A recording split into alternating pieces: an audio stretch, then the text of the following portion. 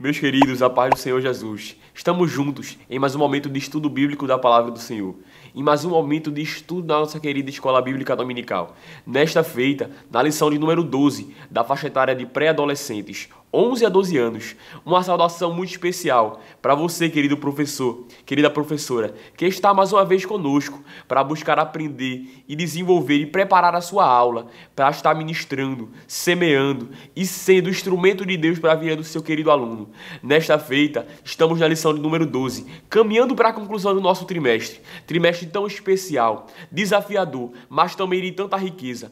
A lição de hoje, não mudando o rumo e a sequência das demais, traz uma aula e uns ensinamentos extraordinários e muito importantes para a vida dos queridos pré-adolescentes. Por isso, professor, se prepare, busque a Deus, estude a lição e deixe Deus usar você para ministrar e semear no coração dos seus alunos. Como eu estava falando, a lição de hoje, de número 12, tem por temática Preparando-se para o Futuro. Lição de número 12 é a penúltima do nosso trimestre. Lição tão especial esta está embasada no texto de Gálatas, capítulo número 6, dos versículos 7 a 9. Carta do apóstolo Paulo aos Gálatas, capítulo 6, dos versículos 7 ao 9, para a nossa meditação e como base para a nossa lição de hoje, que diz o texto sagrado. Não se enganem, ninguém zomba de Deus. O que uma pessoa plantar, é isso mesmo que colherá. Se plantar no terreno da sua natureza humana, desse terreno colherá a morte. Porém, se plantar no terreno do Espírito de Deus, desse terreno colherá a vida eterna. Li esse texto na versão NTLH, a linguagem de hoje. Mas use os recursos que você tem, contanto que seja claro e explícito para que os queridos alunos possam compreender a leitura e assim ter um norte para a sua lição. A Bíblia diz que seria em outras faixas etárias o memorizando, se encontra no texto escrito nos Salmos, Salmo número 126, versículos 5 e 6. Os que semeiam em lágrimas cegarão com alegria. Aquele que leva a preciosa semente andando e chorando, voltará sem dúvida com alegria, trazendo consigo os seus molhos. Como de costume, a nossa lição tem 3 objetivos principais, que são eles: ensinar aos alunos que colhemos o fruto das nossas ações que praticamos. Segundo objetivo, mostrar que decisões sábias trazem um resultado proveitoso. E por fim, explicar que a vida de comunhão com Deus e a dedicação aos estudos são fundamentais para um futuro satisfatório. Você, querido professor, tem esta oportunidade de despertar no coração do seu aluno o desejo de ter uma vida com Deus, mas também de não perder a oportunidade de desenvolver desde a tenra idade o compromisso com os estudos. Esta lição, como eu falei no início, ela traz riquezas e ensinamentos de suma importância. Dentre tantas, eu posso observar que esta é ainda mais significativa, ainda mais marcante, haja vista que em um período de adolescência e um período de juventude, e principalmente nesta fase de transição entre infância e adolescência, não se pensa muito em futuro, não se pensa muito em planejar futuro, nem tampouco no resultado das suas consequências.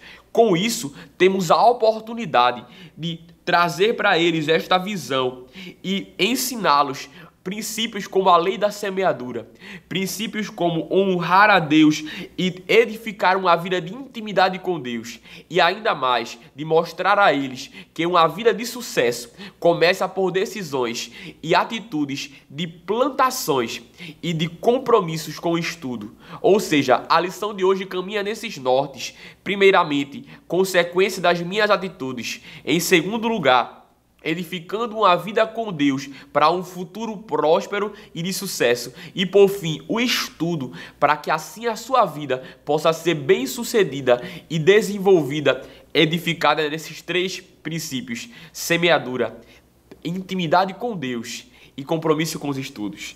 Seguindo a nossa lição, como de costume, ela tem 3 tópicos principais, que são eles: é tempo de plantar. O segundo tópico: não erre, com Deus não se brinca. E por fim, fechando, uma colheita abundante. O primeiro tópico, ele vem nos trazer a lição e o princípio da eficácia da lei da semeadura.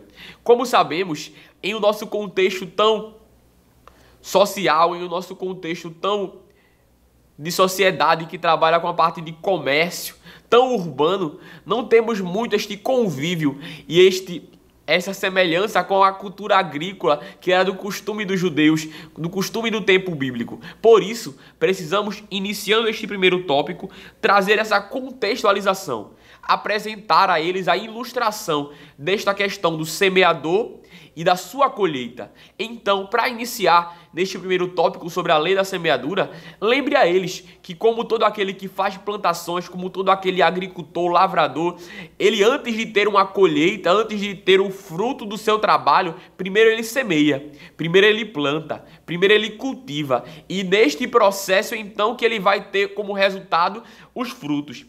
O tempo é tempo de plantar, que é o primeiro tópico. Ele vai nos trazer esta tão grande e importante lição, que tudo aquilo que a gente faz em nossa natureza humana, ou até mesmo no reino espiritual, tudo que fazemos tem resultados, tudo que fazemos tem consequências. Por isso que ele vai ser bem enfático em dizer que ninguém que planta feijão, por exemplo, vai colher outro tipo de cereal. Ninguém que planta milho vai colher maçã. Ninguém que planta maçã vai colher manga. Tudo aquilo que plantamos é aquilo que colhemos. E na nossa vida com Deus, em nosso contexto social, não é diferente. Todas as nossas atitudes, elas trazem as suas consequências. Como já diz o texto em Romanos, no capítulo 2 e o versículo 6, nós colhemos o resultado de nossas obras. No reino espiritual não é diferente da nossa vida social. Tudo aquilo que fazemos, nós colhemos. Se pecado, nós colhemos as consequências. Somos perdoados por Deus, mas de consequências não temos como esquivar. Por isso, querido professor, você tem a oportunidade de conscientizá-los de que na sua vida precisamos pensar e precisamos planejar e ter a consciência de que tudo aquilo que fazemos gera por consequência resultados e consequência de tudo que operamos e realizamos. Por isso que esse primeiro tópico é tão importante. Precisamos trazê-los a intenção e a realidade de que nós também somos semeadores.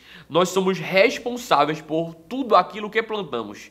Ninguém colhe o que o outro plantou, mas nós colhemos aquilo que nós plantamos em nossas atitudes e obras. Com isso, precisamos ter consciência, responsabilidade e atenção naquilo que fazemos e em tudo que estamos realizando. Dando prosseguimento, ainda nesse primeiro tópico, encontramos o exemplo de Jesus na semeadura da vida. O exemplo de Jesus em semear amor. O exemplo de Jesus em viver a vontade de Deus, ainda que por vezes maltratado, esbofeteado, humilhado, indagado e por muitas vezes caluniado, ele não retribuiu aquilo que as pessoas faziam com ele, porque ele estava plantando amor, ele estava semeando a verdade de Deus.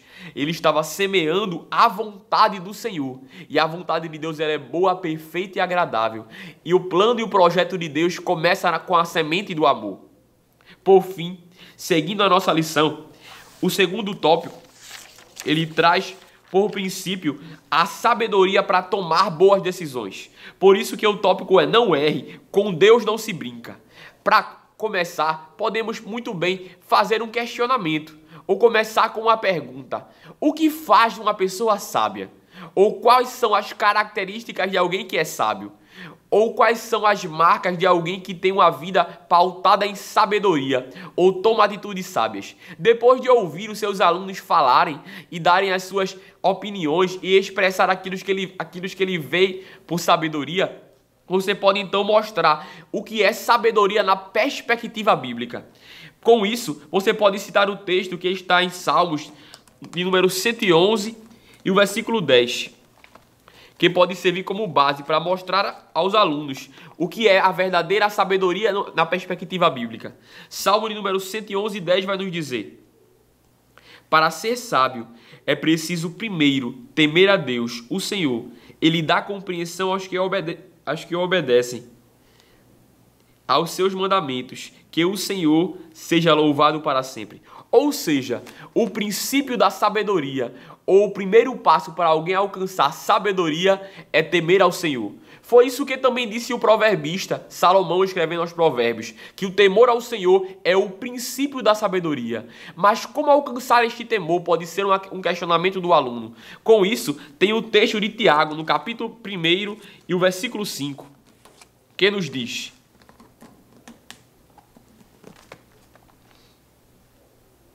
mas, se alguém tem falta de sabedoria, peça a Deus, e Ele a dará, porque é generoso e dá com bondade a todos. Ou seja, para tomar atitudes com sabedoria ou para não errar, primeiramente precisamos ter em nosso coração o temor do Senhor. Mas, precisando de sabedoria, temos a fonte inesgotável da mesma, que é o nosso Senhor, que, como já disse o apóstolo Tiago, é aquele que dá sabedoria a todos que o pedem e o buscam.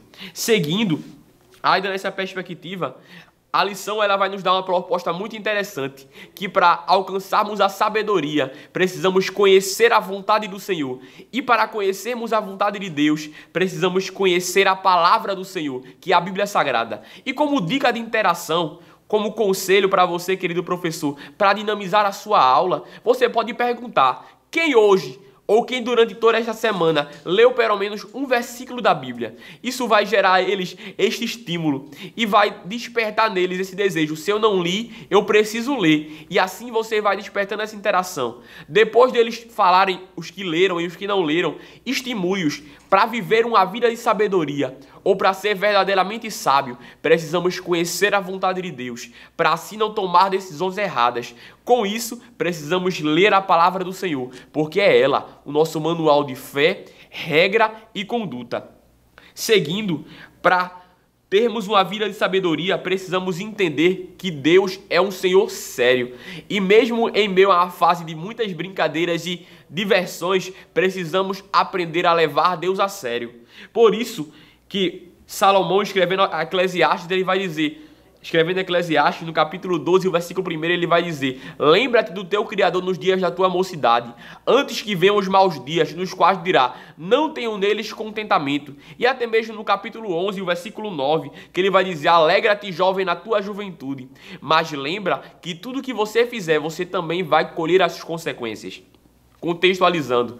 Com isso, existem 4 princípios que são muito importantes para um pré-adolescente e para um crente de maneira geral levar Deus a sério e viver uma vida de sabedoria com escolhas prudentes e sábias, que são esses: compromisso, sinceridade, obediência e responsabilidade.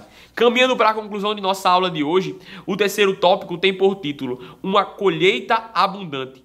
Aqui entendemos o princípio da dedicação a Deus e o comprometimento com os estudos, para assim encontrarmos e vivermos um caminho para o sucesso.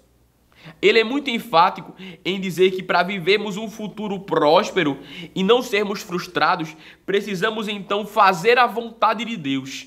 Precisamos ter Deus como nossa prioridade e honrar a Deus acima de todas as coisas, mas não ficando em segundo plano ou esquecendo também do nosso comprometimento social, que é com os estudos. Precisamos então conscientizar aos queridos pré-adolescentes a importância de estudar, a importância de se preparar, a importância de buscar o conhecimento. Em uma era de tantas informações, o conhecimento por vezes fica no campo da superficialidade, mas você, professor, tem a oportunidade de despertar neles esta consciência, que o estudo, como a nossa lição mostra, não é um pesar, não é algo pesaroso e somente penoso, mas é algo proveitoso e que gera consequências e, como já diz o texto, uma colheita extremamente abundante.